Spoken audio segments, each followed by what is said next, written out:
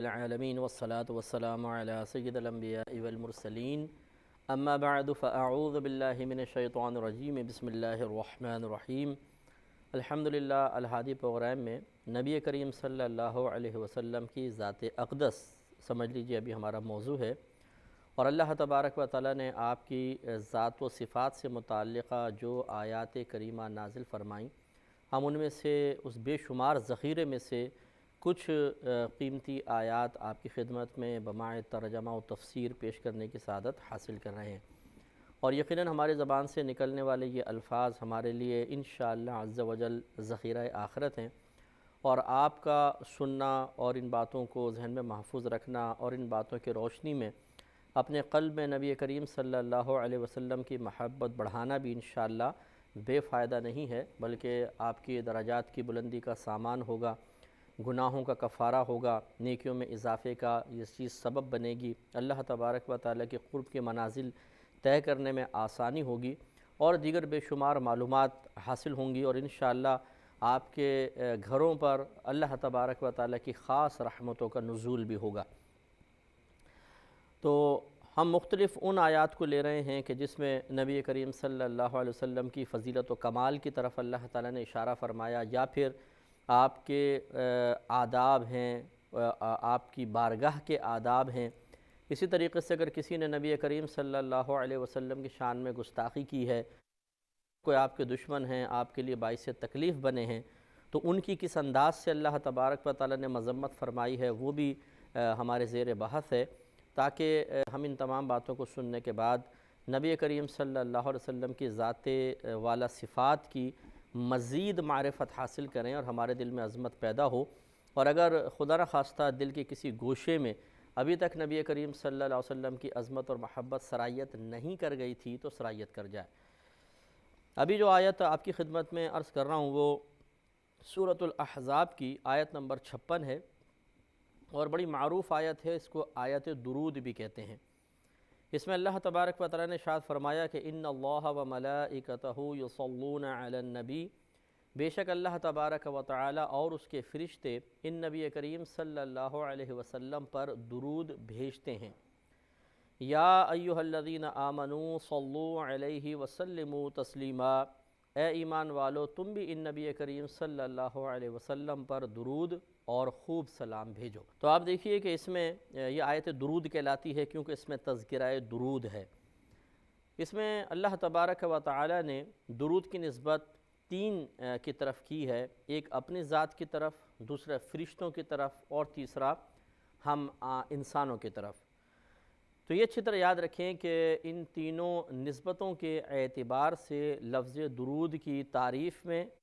یا لفظ درود کے معنی میں، مفہوم میں فرق پیدا ہوتا ہے۔ مثال کے طور پہ اللہ تبارک و تعالیٰ کی طرف جب درود کی نسبت کی جائے اور یوں کہا جائے کہ اللہ تبارک و تعالیٰ اپنے حبیب کریم صلی اللہ علیہ وسلم پر درود بھیجتا ہے، تو اس کا مطلب ہوتا ہے رحمت نازل فرمانا، اور جب فرشتوں کی طرف اس کی نسبت کی جائے تو اس کا معنی ہوتا ہے، یعنی یوں کہا جائے کہ فرشتے نبی کریم صلی اللہ علیہ وسلم پر درود بھیجتے ہیں، تو اس کا مطلب ہوتا ہے مغفرت کی دعا کرنا، اور جب ہم انسانوں کی طرف درود کی نسبت کی جاتی ہے تو اس کا مطلب ہوتا ہے نبی کریم صلی اللہ علیہ وسلم کے لیے رحمت کی دعا کرنا۔ تو تینوں کے لیے مفاہیم علیحدہ علیحدہ ہیں۔ اس سے ایک بات تو بالکل واضح ہو گئی کہ اللہ تبارک و تعالیٰ کے بارے میں بعض اوقات اس آیت کا ترجمہ کرتے ہوئے یوں کہہ دیا جاتا ہے کہ دیکھیں اللہ تبارک و تعالیٰ بھی درود پڑھ رہا ہے، کیونکہ اللہ تبارک و تعالیٰ پڑھنے سے پاک و صاف ہے، وہ اعضائے جوارح سے یعنی ظاہری اعضاء سے پاک و صاف ہے۔ پڑھنے کے لیے ایک زبان چاہیے، یا ایک الگ ہی تصور سا قائم ہوتا ہے، جیسے کوئی ہونٹوں سے پڑھ رہا ہے یا تسبیح کے اوپر پڑھ رہا ہے۔ تو اللہ تبارک و تعالیٰ کی طرف جب درود کی نسبت کی جائے تو پڑھنے کا تصور تو پیدا ہو ہی نہیں سکتا، کیونکہ اس کا معنی ہوتا ہے رحمت نازل فرمانا۔ تو اس لیے جو ہمارے عرف میں پڑھنا کہلاتا ہے، اگر ہم اس ترجمے میں لفظ پڑھنا شامل کریں گے تو اسی طرف ذہن جائے گا، اور اللہ تبارک و تعالیٰ کے لیے ایسے الفاظ استعمال کرنا کہ اللہ تعالیٰ کی طرف کسی غلط چیز کی نسبت ہو جائے یا ایسی چیز کی نسبت ہو جو نہیں ہونی چاہیے، یہ مناسب نہیں ہے۔ اس لیے پہلی بات تو یہ کہ جو یہ کہتے ہیں کہ اللہ تعالیٰ درود پڑھ رہا ہے، یہ لفظ ہرگز استعمال نہ کیا جائے، اگرچہ کوئی معاذ اللہ کفر نہیں ہے لیکن مناسب بھی نہیں ہے۔ دوسرا مسئلہ یہ ہے کہ یہاں پہ بہت ہی اہم بات ہے اور اس پہ بہت زیادہ توجہ کرنی چاہیے کہ بعض لوگ جوش خطابت میں یہ کہہ دیتے ہیں، تو جو سطحی قسم کے خطیب حضرات ہوتے ہیں جو زیادہ تر تقاریر یاد کیے ہوئے ہوتے ہیں، یا اسی طریقے سے بعض اوقات یہ نعت خوانیوں کے محافل میں نقیب محفل ہوتے ہیں، یہ قوم کو گرمانے کے لیے اس قسم کے جملے ذرا بول دیا کرتے ہیں کہ دیکھو اللہ تبارک و تعالی نماز نہیں پڑھتا، روزہ نہیں رکھتا، زکوٰۃ نہیں دیتا، حج نہیں کرتا، لیکن درود ایک ایسی عبادت ہے جو اللہ بھی کر رہا ہے، معاذ اللہ ثم معاذ اللہ۔ اور لوگ اس پہ بعض اوقات جو عوام ہوتی ہے سبحان اللہ نعرہ تکبیر، نعرہ رسالت سب لگ جاتا ہے۔ حالانکہ یاد رکھیں کہ اللہ تبارک و تعالی کی طرف عبادت کی نسبت کرنا کفر ہے۔ اس کی وجہ یہ ہے کہ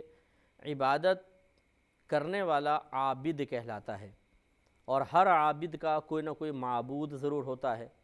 اگر اللہ تبارک و تعالی عبادت کر رہا ہے تو کسی نہ کسی کی عبادت تو کر رہا ہوگا، بس جس کی عبادت مان لیں وہ اللہ تعالیٰ کے لیے معاذ اللہ ثم معاذ اللہ معبود بنے گا۔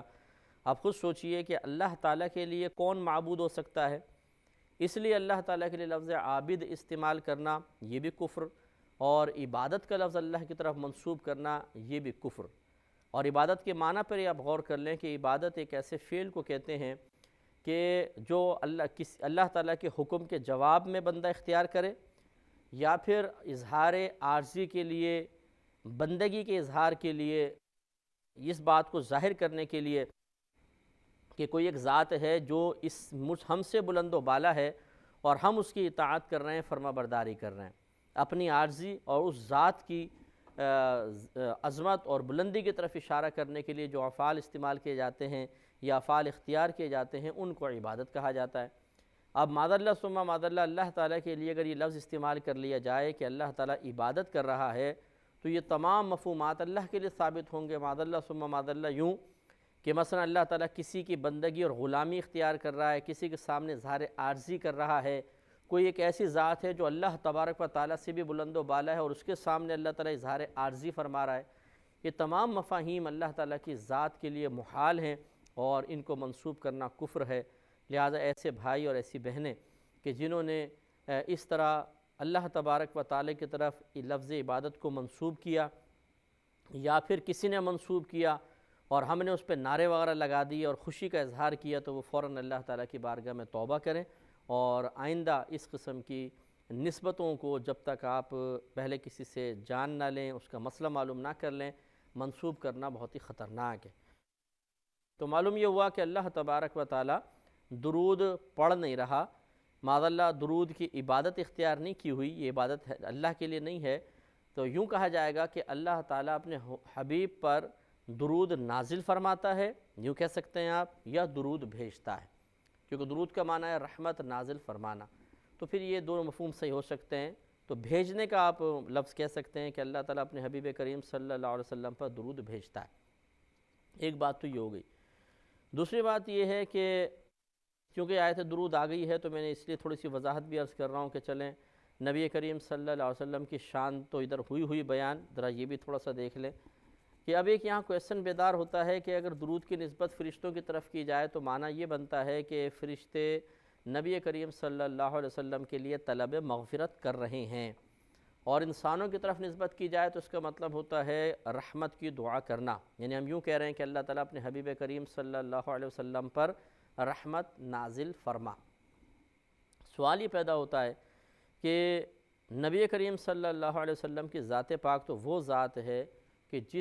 جن کے قدموں کی برکت سے پوری کائنات میں مغفرتیں تقسیم ہو رہی ہیں،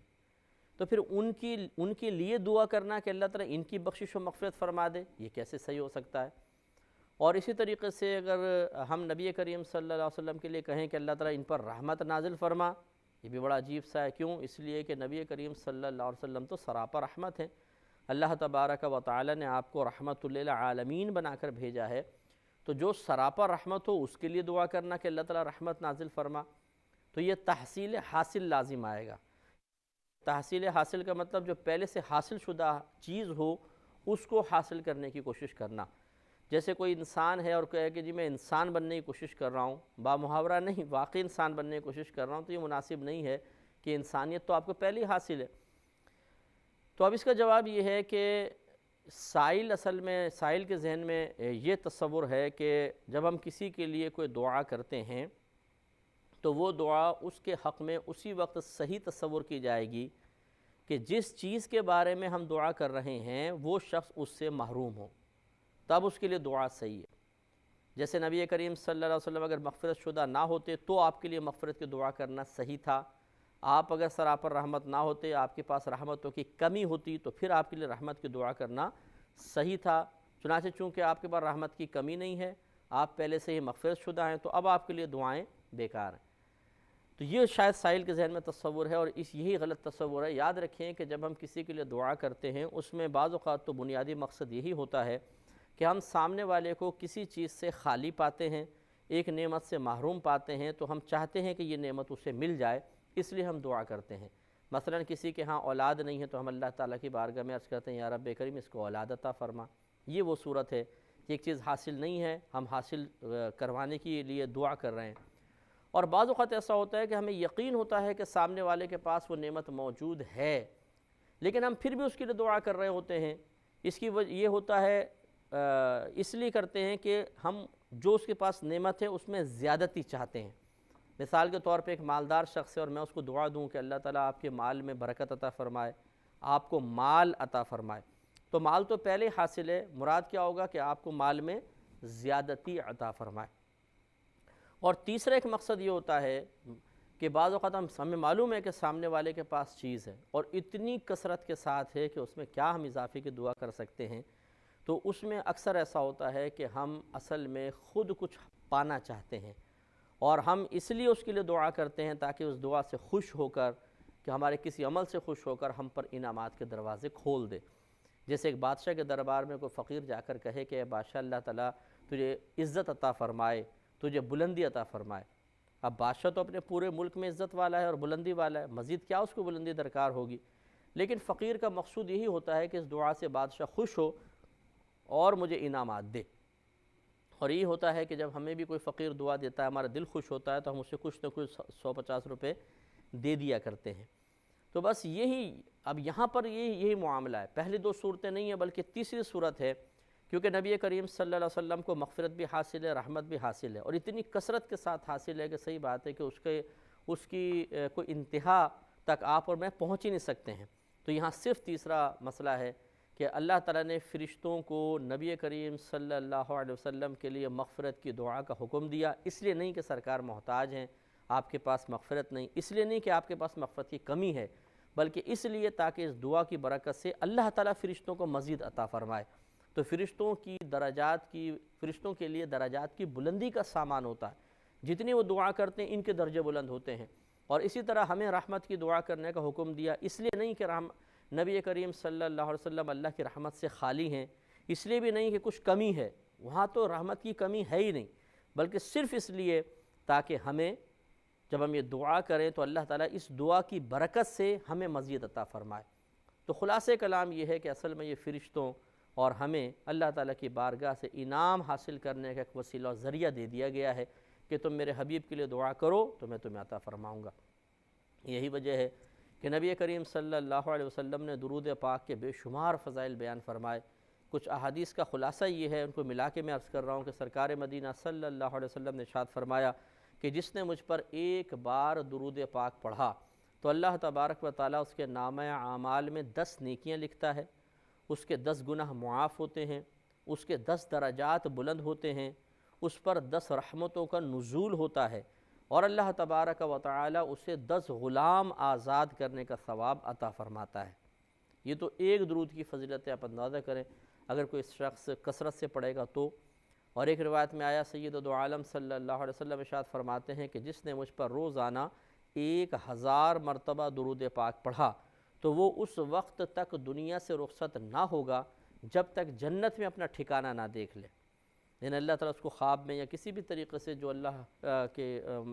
کو پسند ہوگا طریقہ کار، اس کے مطابق اس بندے کو اس کا جنت میں ٹھکانہ دکھایا جائے گا۔ تو یہ کوئی معمولی چیز تو نہیں ہے۔ تو حقیقتاً درود پاک کے ذریعے ہم طلب کر رہے ہوتے ہیں، ہمارے سرکار محتاج نہیں، ان کو ضرورت نہیں ہے، ہمیں ضرورت ہے۔ اللہ تعالیٰ نے گویا کہ اپنی بارگاہ سے بھیک مانگنے کا ایک طریقہ ہمیں سکھا دیا ہے کہ اگر تمہیں اللہ کی بارگاہ سے کچھ چاہیے تو میرے حبیب پر درود پڑھو، وہ محتاج نہیں ہیں، تم محتاج ہو، اس درود کی برکت سے اللہ تعالیٰ تمہیں عطا فرما دے گا، اور ہم الحمدللہ حاصل کر رہے ہیں۔ لہٰذا ہمیں کوشش کرنی چاہیے کہ درود ہم پڑھتے رہیں اور کثرت کے ساتھ پڑھیں۔ اور اس پر میں ایک اور دلیل بھی عرض کر دیتا ہوں کہ دیکھیں، مسلم شریف کی روایت ہے جب اذان ختم ہوتی ہے تو ہم دعا پڑھتے ہیں، دعائے وسیلہ اس کو کہتے ہیں بعض اوقات، کہ اے اللہ تعالیٰ اللہم رب ہذہ دعوت التامہ والی جو ہے، اس میں ایک ہے کہ وآتی محمد الوسیلۃ والفضیلۃ والدرجۃ الرفیعہ وابعثہ مقاما محمودا الذی وعدتہ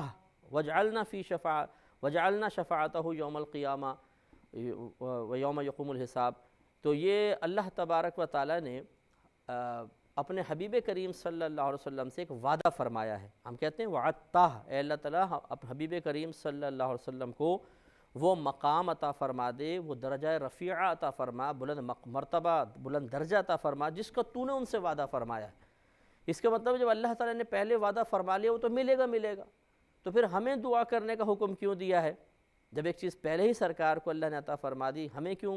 دعا کرنے کا حکم دے دیا کہ ہر اذان کے بعد یہ دعا پڑھ لو؟ اس کی ایک علت ہے، وجہ ہے، خود نبی کریم صلی اللہ علیہ وسلم ارشاد فرماتے ہیں کہ جس نے اذان سنی اور پھر میرے لیے مقام محمود کی دعا کی تو اس کے لیے میری شفاعت واجب ہو جائے گی، یعنی میں اس کی شفاعت کروں گا۔ تو دیکھیے یہاں پر بھی ایک چیز پہلے سرکار کو حاصل ہے، لیکن اللہ تبارک و تعالی نے ہمیں ایک مانگنے کا طریقہ بتایا ہے کہ اگر ہم